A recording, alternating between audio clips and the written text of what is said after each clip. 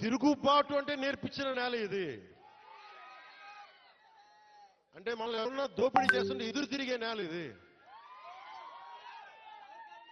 మీరు ఈరోజు ఏమైపోయారంటే మీరు సినిమాల మోజులో పడిపోయి మీరు పోస్టర్లు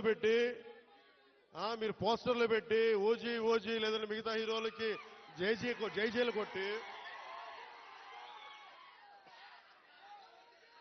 ఇవన్నీ కొట్టండి. కానీ మీరు గనక మీ జీవితంలో బాధ్యత తీసుకోకపోతే ముందుకెళ్ళారు. మీరు మాట్లాడితే అన్నా మీసం తిప్పు అంటారు. నేను మీసం